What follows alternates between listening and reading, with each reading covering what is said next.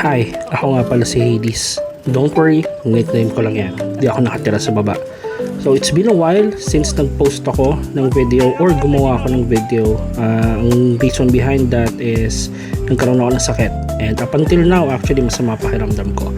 Pero back then, ang ginagawa ko every time may sakit ako or pababa na yung sakit ko, I tend to do walks or runs. Yung medyo bata-bata pa ako, no?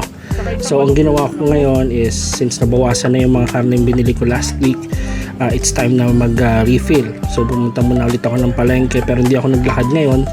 Nag-pedicab ako. So shoutout nga pala sa'yo, Kuya Henyo.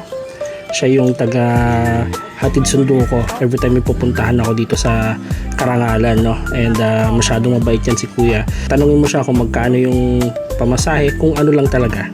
Ganun lang siya magpresyo ng pamasahe.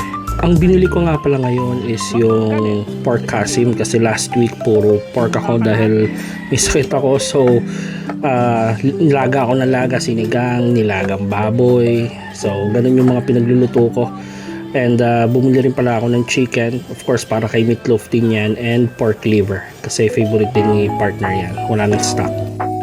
Dito nga pala yan ulit sa may Karangalan Road. So from Magsaysay to Karangalan, madadaanan mo siya, malapit siya sa may bandang simbahan or Cebuana.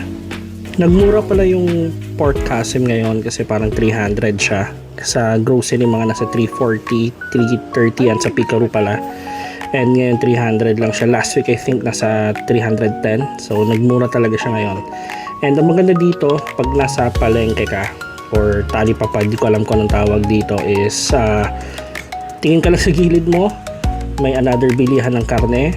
Kung di mo trip yung mga binibenta dun sa kabila or sa harap mo, then pagtingin mo naman sa kabila is may bilihan ng gulay, mga aromatics, kompleto talaga. Kamusta nga pala kayo? It's been a while and ang bilis ng panahon. Patapos na naman yung pangalawang buwan ng taon. And kamusta yung mental health natin? Kamusta yung mga New Year's resolution natin? Nasisibulan ba? Consistent pa rin ba? Sana oo. So tapos na akong mamalengke and pauwi na ako. Kinontrata ko na si Kuya na taga-hatid sundo ko nga, na pag may pupuntahan ako, nandito ako sa Karangalan, sa Manggahan, tinatawag ko lang siya. Sana chill lang ang lahat.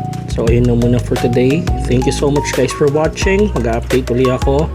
And abangan nyo yung mga next contents natin. Of course, itutuloy natin yung mga food reviews natin. Thank you so much. Bye-bye for now.